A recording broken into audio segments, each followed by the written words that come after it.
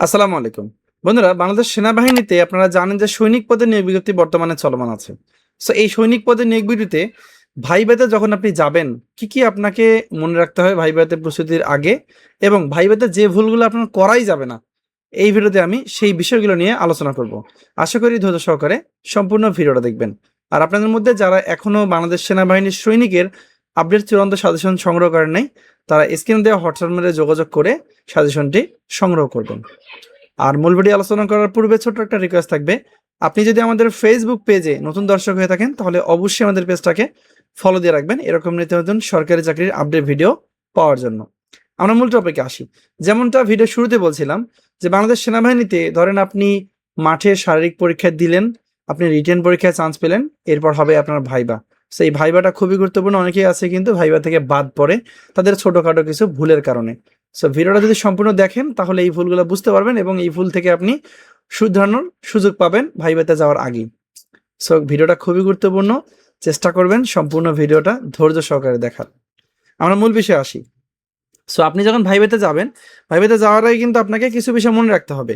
যেমন স্বাভাবিক থাকার চেষ্টা করবেন। অবশ্যই ভাইভাতে যখন আপনি ভাইভার রুমে ঢুকবেন অবশ্যই স্বাভাবিক থাকার চেষ্টা করবেন। কোনোভাবেই ভয় পাওয়া যাবে না, হ্যাঁ? ভয় পেলে কিন্তু শুরুতেই সব গোলমাল হয়ে যাবে। আপনি যদি একবার ভয় পান তাহলে কিন্তু উত্তরগুলো দিতে পারবেন না। এরপর নিজেকে আপনি খুব বেশি স্মার্ট ভাববেন এমনটা করা যাবে না। এটা একটা ধরনের ভুল, ঠিক আছে? অবশ্যই আপনি ওভার স্মার্ট হওয়ার চেষ্টা কোনোভাবেই করবেন না।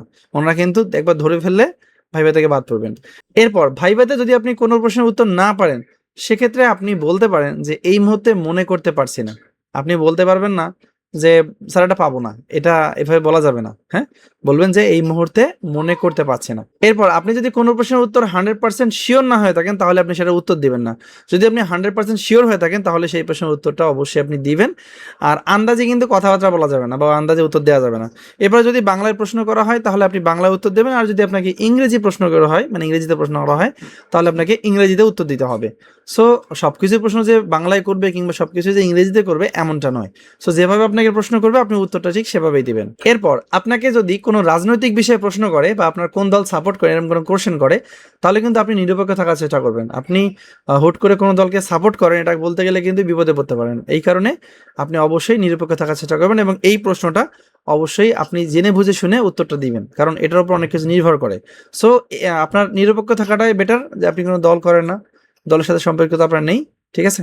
আর হ্যাঁ, এই উত্তরগুলো, এই সবগুলো উত্তর কিন্তু আপনাকে হাসি মুখে মার্জিতভাবে দিতে হবে।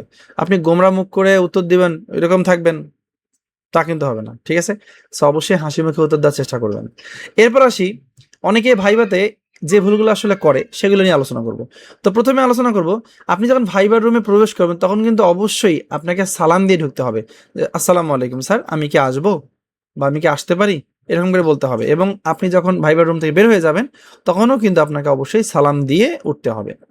সো নিজেকে খুব বেশি জাহির করতে যাবেন না যে আমি এটা পারি, ওটা পারি, আমি আসলে স্যার এটা পারি, আমি এই সম্বন্ধে আমার জ্ঞান আছে। এই বিষয়গুলো আরকি জাহির করতে যাবেন না। মানে নিজেকে যতটা চেষ্টা করবেন গোপন রাখার, হ্যাঁ?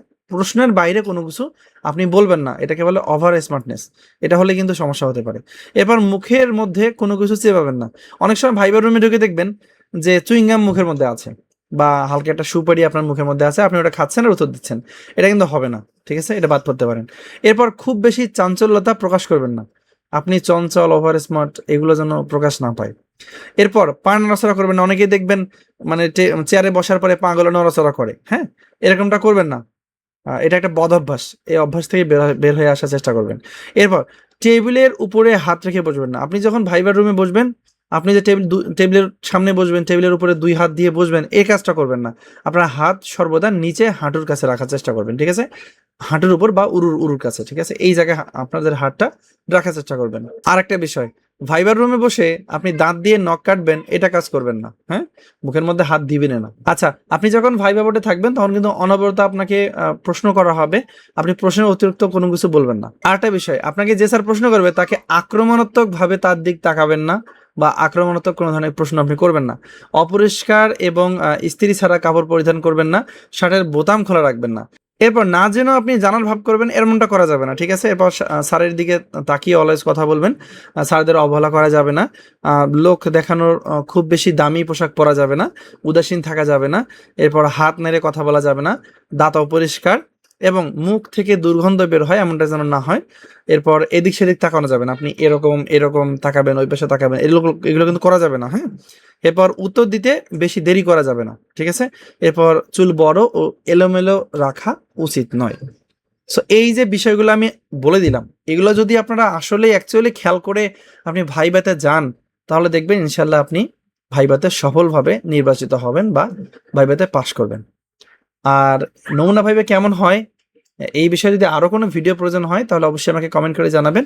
আর হ্যাঁ, আপনারা যারা এখনো আমাদের সাজেশনটি সংগ্রহ করেন নাই, স্ক্রিনে দেওয়া হোয়াটসঅ্যাপ নাম্বারে যোগাযোগ করে বাংলাদেশ সেনাবাহিনী সৈনিক পদের সাজেশনটি সংগ্রহ করে ভালো করে শুরু থেকে প্রিপারেশন নেবেন। ধন্যবাদ সবাইকে আজকের ভিডিওটা সম্পূর্ণ দেখার জন্য। সবাই ভালো থাকবেন, সুস্থ থাকবেন। আসসালামু আলাইকুম।